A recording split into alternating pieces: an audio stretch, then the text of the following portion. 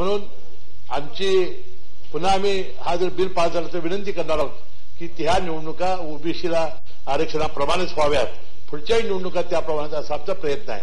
आणि म्हणून आपण आज जे आरक्षण आणलेलं आहे, आणि आता मी फडणवीस साहेबांनी सांगितलं की समजा इम्पिरिकल डाटा तयार करायला घेतला आपण, आता नंदुरबार गडचिरोली इथं काय होणार आहे, इथे इम्पिरिकल डाटा केला काय नाही केला काय, ते 0% राहणार आहे. असं आपण जर सगळे बघितलं, परंतु आता कोर्टाने निर्णय दिलेला आहे, वास्तविक कुठेही आपल्या राज्यामध्ये आपण जो आता अध्यादेश काढलाय त्यामध्ये कुठेही 50% पेक्षा जात नाही, परंतु ओबीसीवर थोडा सगळीकडे अन्याय होते खराय, कारण त्या प्रमाणात आपल्याला केलं पाहिजे. आणि म्हणून मला वाटतं हे जे बिल आणलंय ते मंजूर करावं आणि ओबीसीला आपण न्याय द्यावा अशी विनंती आहे. मी याच्यावर बोलणार नाही, फक्त एवढीच विनंती करणार आहे, ह्या बिलाला तर आपण मान्यता देऊच, पण आता प्रश्न हा उठतोय की आता आपण काल पैसेही दिले आहेत आयोगाला, आयोग काम करेल, पण आयोग जर संपूर्ण जनगणना करणार असेल तर त्याचे स्वागत करू, पण त्याला वर्ष 2 वर्ष 3 वर्ष लागतील. आणि आपलं election commission, state election commission तर 1 दिवस थांबायला तयार नाहीये. ते म्हणतात सर्वोच्च न्यायालयाचा आदेश आहे त्यामुळे आम्ही निवडणुका घेऊ. तर मग अशा परिस्थितीमध्ये 2/3 महाराष्ट्रातल्या निवडणुका या ओबीसी आरक्षणाशिवाय होतील.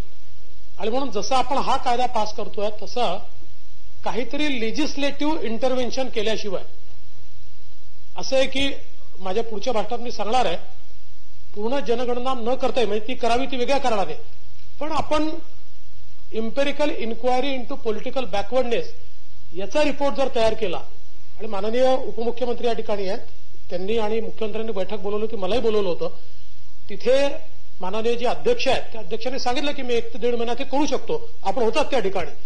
हे जर आपण केलं तर आपल्याला ऍटलिस्ट येणाऱ्या निवडणुका ज्या आहेत त्या निवडणुका ओबीसी आरक्षणासहित करता येतील. आणि तोपर्यंत या निवडणुका होऊ नये, जोपर्यंत ओबीसी राजकीय आरक्षण मिळत नाही तोपर्यंत या निवडणुका होऊ नये, याकरता आवश्यक ते लेजिस्लेटिव्ह इंटरव्हेन्शन आपण केलं पाहिजे. त्याकरता आवश्यकता असेल तर आम्हालाही बोलवा, आपण सगळे मिळून बसू, राज्याच्या अॅडव्होकेट जनरलला बोलवा, आणि जसं काही राज्यांनी केलंय की सगळ्या निवडणुका एकत्रित घेण्याकरता त्यांनी निवडणुका पुढे ढकलल्या आहेत, किंवा जे काही त्यातला मार्ग असेल असा मार्ग काढून, पण लेजिस्लेटिव्ह इंटरव्हेन्शन केल्याशिवाय स्टेट इलेक्शन कमिशन थांबणार नाही. आणि पुढच्या 2 महिन्यात सगळ्या निवडणुका होऊन गेल्यानंतर मग आपण ओबीसी आरक्षण दिलं तरी 5 वर्ष त्याचा फायदा होणार नाही. त्या संदर्भात सरकारने कारवाई करावी. त्याच्यामध्ये काय गोखले इन्स्टिट्यूटचा सुद्धा अहवाल आहे, अनेक इन्स्टिट्यूटचे अहवाल आहेत की त्याचा सुद्धा आपल्याला त्याचा उपयोग करून घेता येईल. असा प्रयत्न आपला होताच, परंतु न्यायमूर्ती खानविलकर साहेबांच्या आदेशामध्ये करू शकलो नाही. तसं जर आपल्या मत असेल तर आपण अॅडव्होकेट जनरल, मुख्यमंत्री आपण पुन्हा एकदा बसून याच्यावर काय म्हणजे हस्तक्षेप करता येईल आणि कशा पद्धतीनं ओबीसी सह इलेक्शन घेता येईल त्याचा आम्ही निश्चितपणे विचार करू.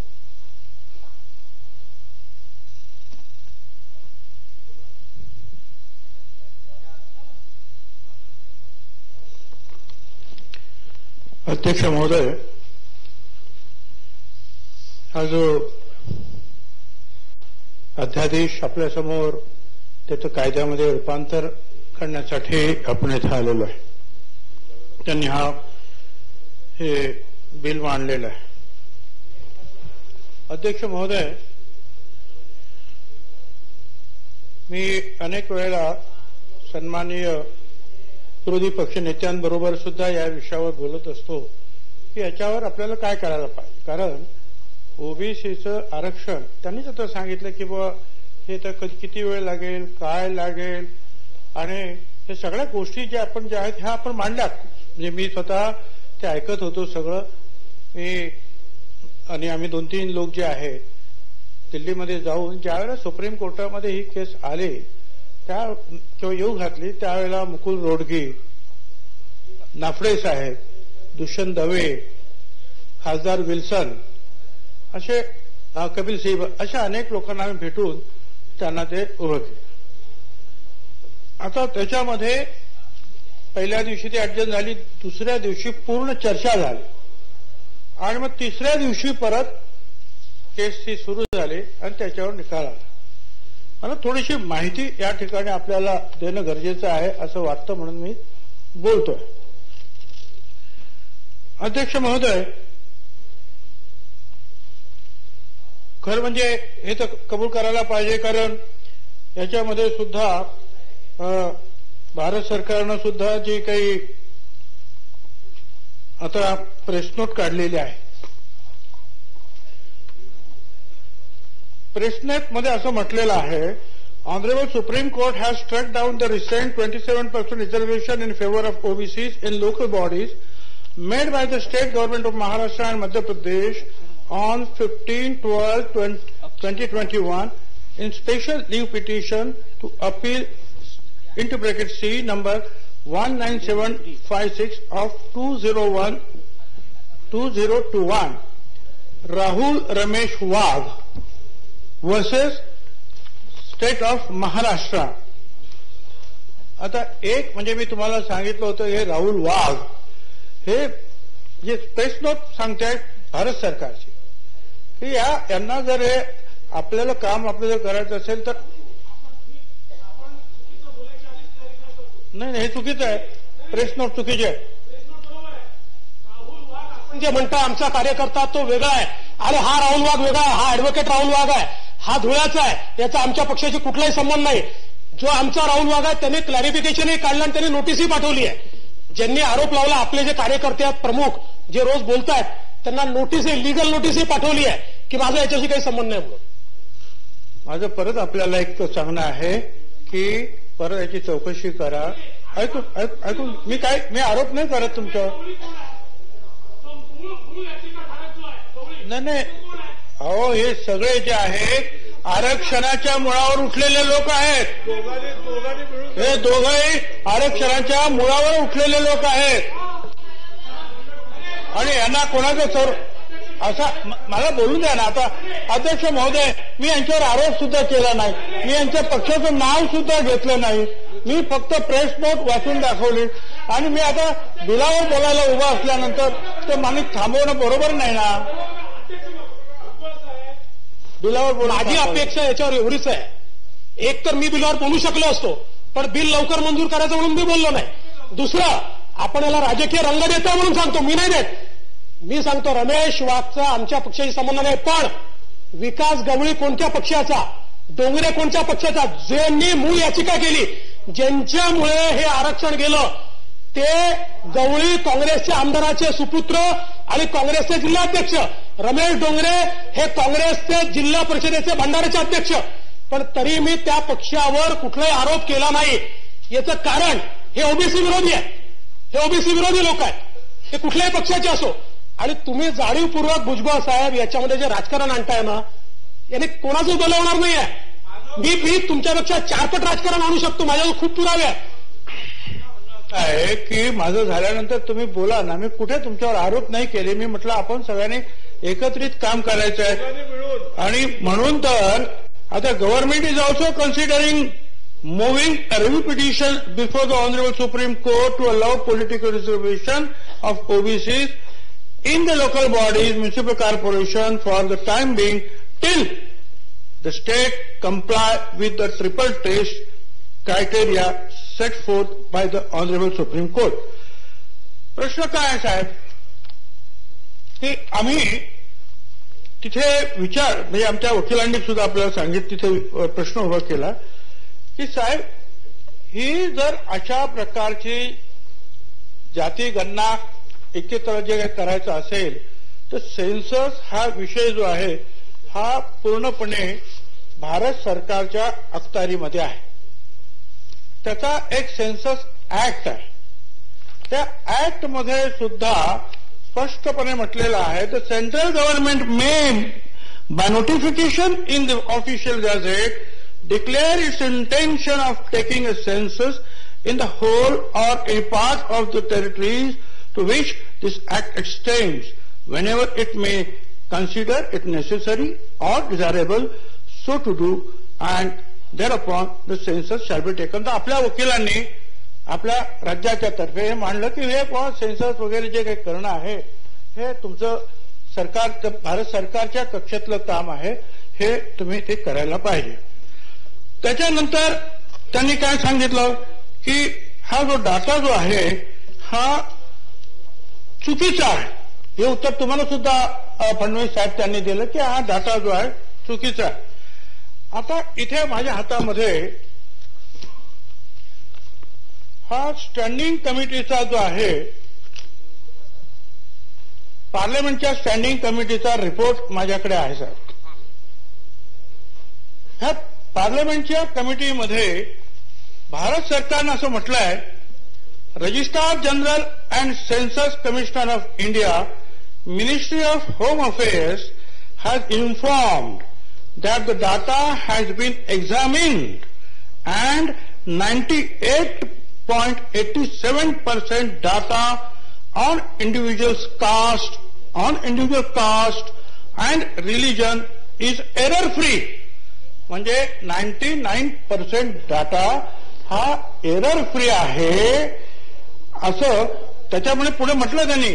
ORGI has noted incidence of errors in respect of 1,34,77,000 individuals out of total SECC population of 118,64 lakhs.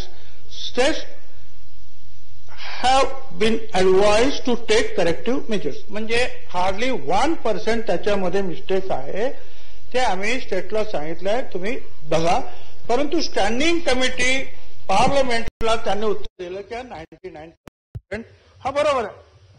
आपल्या वकिलांनी ते मांडलं किंवा हे तर बरोबर आहे असं. ते म्हणजे विल्सन जे होते डीएमकेचे खासदार, तिथे वकील होते, ते नेहमी ते तामिळनाडूचे सुद्धा केसेस लढतात. त्यांनी सांगितलं, तुम्हीच सांगितलं की हे 99% बरोबर आहे, मग त्याच्यात चूक काय? बरं, हा डाटा गोळा केला होता, हा कुणाच्या सांगण्यावरून केला होता? तर आपणच हा डाटा जो आहे मागितला होता. म्हणजे एक अगोदर तुम्ही मागे सांगितलं होतं की आम्ही 2010ला त्याच्या अगोदर काय झालं होतं हे पण समजलं पाहिजे की हे काय झालं होतं. तर खासदार सुमित्रा महाजन अध्यक्ष होण्याच्या पूर्वी एक कमिटी झाली, 16 त्याच्यामध्ये खासदार होते आणि त्यांनी ओबीसीचा अभ्यास करून सांगितलं की ओबीसीना हा शेड्यूल कास्ट शेड्यूल ट्राईब प्रमाणे आपण भारत सरकारतर्फे मदत दिली पाहिजे, पण डाटा आमच्याकडे नाही. सेन्सस कमिशनरने तो डाटा जो आहे तो गोळा करावा, हा त्यांचा पहिला रिपोर्ट. दुसरं आणखीन एक कमिटी ती मनमोहन सिंग यांच्या नेतृत्वाखाली झाली, चिदंबरम आणि पवार साहेब वगैरे सुद्धा होते त्याच्यामध्ये. त्यांनी सुद्धा अशीच मागणी जी आहे त्यावेळेला तिकडे केली की डाटा तुम्ही ताबडतोब जो आहे तो गोळा करा, कारण आपल्याला ह्या ओबीसीना जो 54% 54% आहेत या देशात, त्यांना त्या शेड्यूल कास्ट शेड्यूल ट्राईब प्रमाणे आपल्याला त्यांच्या घरासाठी, त्यांच्या आरोग्यासाठी, शिक्षणासाठी आपल्याला फंड्स द्यायला पाहिजे, हे तुम्ही द्या. आता त्याच्यानंतर आम्ही सुप्रीम कोर्टामध्ये सांगितलं की 2011ची जनगणना त्याच्यामध्ये हा डाटा तुम्ही गोळा करा असं सुप्रीम कोर्टात सांगितलं.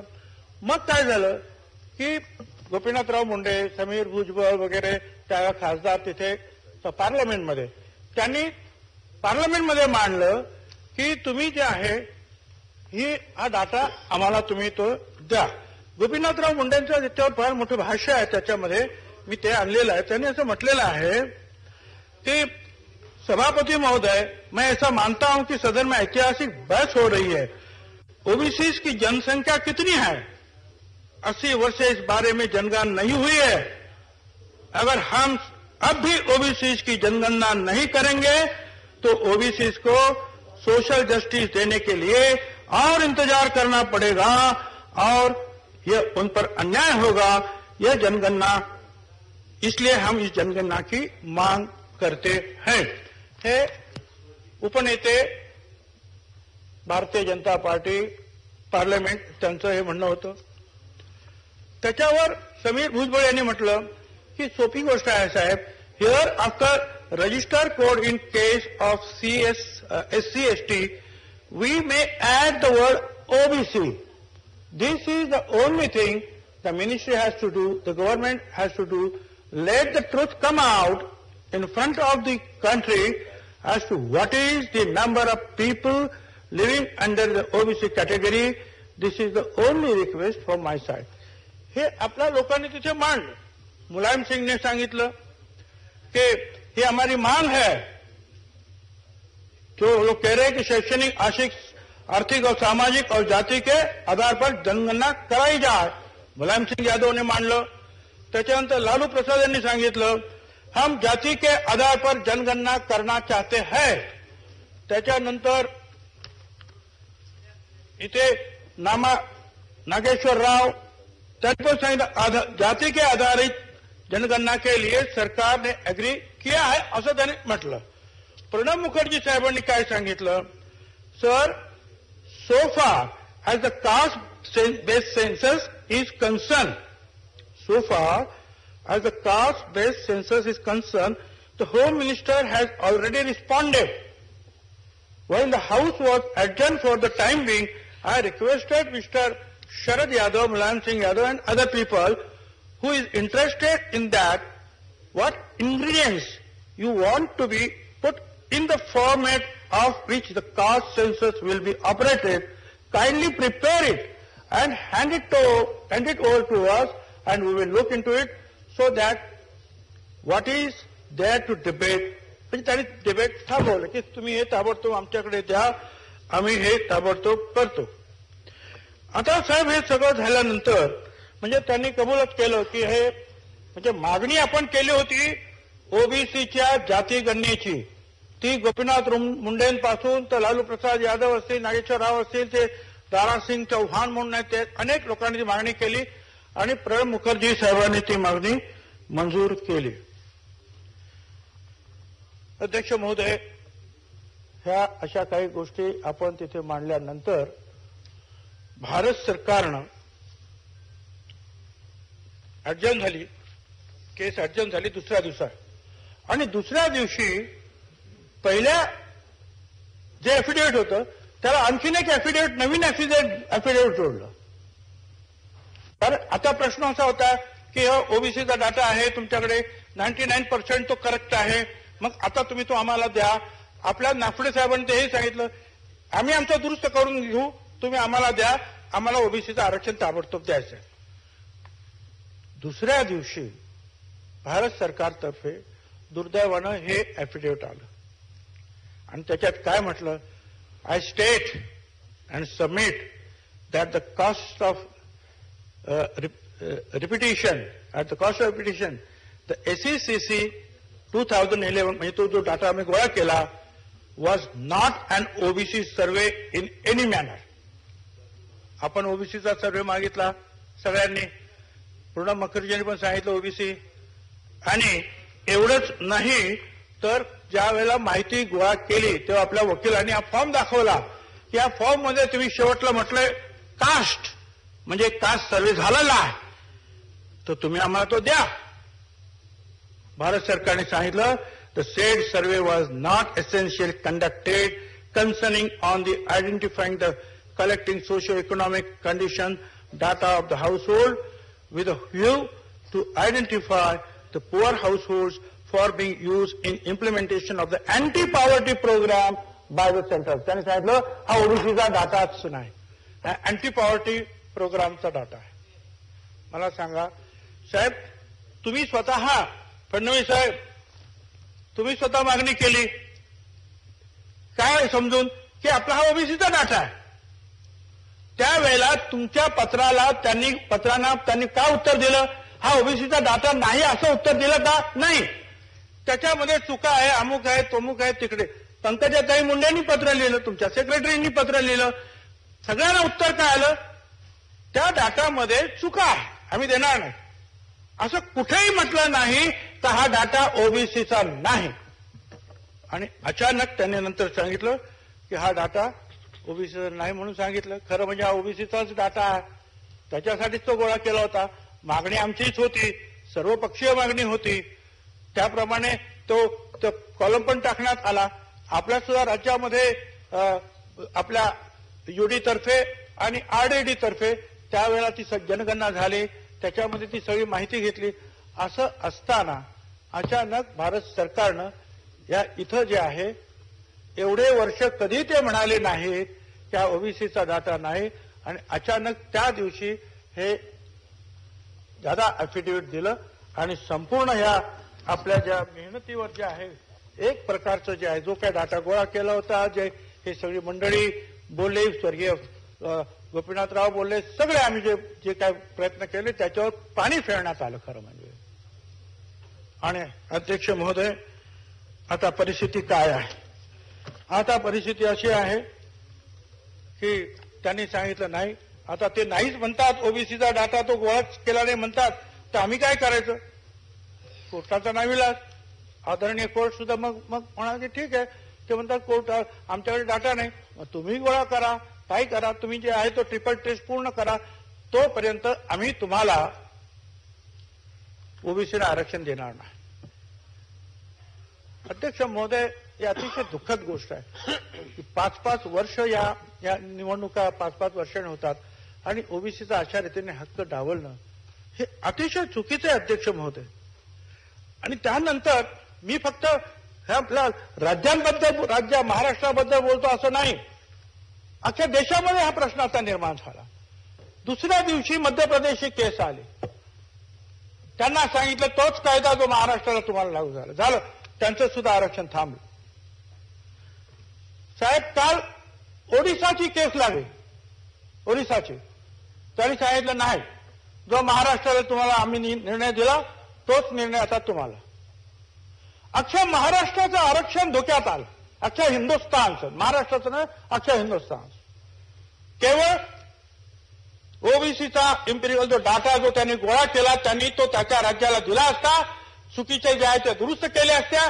एका बाजूला सांगतात 99% दुरुस्त आहे, आम्ही सांगितलं जो काय दुरुस्त नादुरुस्त असेल तो द्या, आम्ही आमचा डाटा आम्हाला द्या, केरळाचा डाटा केरळाला द्या, मध्य प्रदेशला द्या, आम्ही तो दुरुस्त करतो आणि 15 दिवसामध्ये त्याचं जे आहे संकलन करून आम्ही तुमच्याकडे एम्पिरिकल डाटा देतो, हे आम्ही सांगितलं. पण ते ओबीसी नाहीच म्हटल्यानंतर सगळे प्रयत्न संपले आमचे. आणि आज एका पाठोपाठ एक राज्यावर या अशा प्रकारचं जे घडांतर येत आहे. माझं आपल्याला विनंती आहे, ताबडतोब भारत सरकारने जे आहे रिव्ह्यू पिटिशन जाण्याची तयारी केली. पाटील साहेब आहेत, फडणवीस साहेब आहेत, मध्य प्रदेशचे बीजेपीचे लोक ताबडतोब गेले असणार. ताबडतोब त्यांनी सांगितलं की बघा हे असं असं झालं, महाराष्ट्र नाही आमचं सुद्धा आता आमचं पण अडचणीत आलं, काहीतरी करा. सगळे गेले असणार. तुम्ही पण जायला पाहिजे, सांगायला पाहिजे की याच्यामध्ये ताबडतोब रिव्ह्यू पिटिशन करा, आमच्या निवडणूक थांबवा, या बाकीच्या सगळ्या निवडणुका ज्या आहेत ह्या संपूर्ण ओबीसी सहितच घ्या. याच्यामध्ये भारत सरकारने आता इंटरव्हेन्शन केल्याशिवाय मार्ग नाही. तुम्ही सांगता हे ठीक आहे, आपण आता पैसे त्यांना देणार आहोत, आपला आयोग तयार झालेला आहे, तो माहिती गोळा करेल. त्याला सुद्धा एक लक्षात घ्या, त्या माहितीला सुद्धा जे लोक ह्या ओबीसीच्या मुळावर आलेले ते लोक सारखं कोर्टामध्ये जाऊन त्याला सुद्धा जे आहे चॅलेंज करणार आहे. आणि म्हणून आम्ही म्हणतो होतो हे सेन्ससचं काम आहे, हे सेन्सस कमिशनरचं कायद्याप्रमाणे. मी का म्हणालो, कारण त्याला चॅलेंज होऊ शकणार, चॅलेंज नाही होणार. त्याला जे आहे त्यांनी खोटं सांगितलं तर त्याला सजा आहे, त्याच्यामुळे त्याच्यावर विश्वास आहे. आता आपल्या कुणी जरी केला, म्हणजे मध्य प्रदेशने केला, ओडिशाने केला, कर्नाटकने केला, कोण ना कोणतरी कोर्टातच जाणार आहे. ते असंच झालं, ते तसंच झालं. त्यामुळे याच्यावर मुळातच काहीतरी औषध शोधणं हे गरजेचं आहे. आपण आपल्या पद्धतीनं प्रयत्न करतो. हा जो अध्यादेश आहे तो अध्यादेश नाकारला नाही त्यांनी. आपल्या औरंगाबाद हायकोर्टाने पण नाही नाकारला, सुप्रीम कोर्टाने पण नाही नाकारला, अध्यादेश त्यांनी ठेवला. पण ती ट्रिपल टेस्टची जे इम्पिरिकल डाटाची मागणी तुम्ही पूर्ण करा, एवढं ते सांगितलं. तर आता त्याला किती वेळ लागेल तुम्ही म्हणाल, त्याचा वेळ लागू शकतो, अडचणी येऊ शकतात. तुम्ही सांगितलं की हा पॉलिटिकल बॅकवर्डनेस जो आहे हा आपल्याला शोधायचा आहे, ते तुम्ही म्हणता ते बरोबर, ते 1 महिन्याचं काम आहे. परंतु मी जी काही माहिती घेतली आहे फडणवीस साहेब, ते सांगितलं हे टिकणार नाही.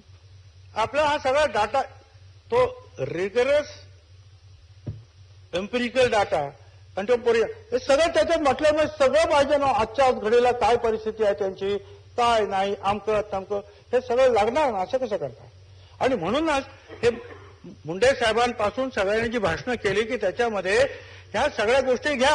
ह्या जाती गणना करताना त्यांची शैक्षणिक, आरोग्य आणि आर्थिक परिस्थिती कशी आहे तो डाटा गोळा करा, हे सगळ्यांनी त्यावेळेला सांगितल्याचं कारण ते आहे.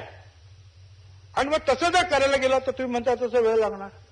अशा एका अडकित्यामध्ये हा ओबीसीचं आरक्षण सापडलेलं आहे. राजकारण बाजूला ठेवा. हा तुम्हाला राग येण्याचं कारण नाही, कारण मी जरी म्हणालो की नाही नाही नाही मी बिलं मांडली. ते बिलावर जी काही कागदपत्र माझ्याकडे जमा झाली आणि जी काही जुनी भाषणं आहेत तुम्ही म्हणता ते मी तुम्हाला सांगितलं, तर ते आपण जर सगळ्यांनी जाऊन जर असं आहे की माननीय मुख्यमंत्री उपमुख्यमंत्री बाळासाहेब थोरात यांनी सुद्धा जाऊन प्रधानमंत्री साहेबांना सांगितलेलं आहे की तुम्ही याच्यामध्ये दखल घ्या आणि काहीतरी मार्ग काढा. तर याच्यामध्ये तुम्ही सुद्धा जर गेलात हे ठीक आहे, बाकी आपण करूया, ओबीसी जागरण करूया, धरणं धरूया, आणखीन सगळं करूया, परंतु ही गुरुकुल्ली तिकडे जे आहे दिल्लीमध्ये ती जर फिरवायची असेल तर चंद्रकांत दादा, फडणवीस दादा हे तुम्ही सगळे जर गेलात तर लवकर काम होईल.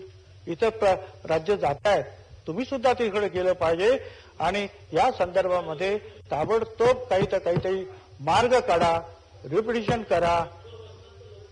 हा काय करू जाताय तुम्ही कधी ताबडतोब आम्ही तिकीट काढून देतो तुम्हाला, जा तिकडं, पण फक्त तुमचं ऐकलं पाहिजे त्यांनी. धन्यवाद साहेब. तुम्ही हात वर केल्याबरोबर ते बसले.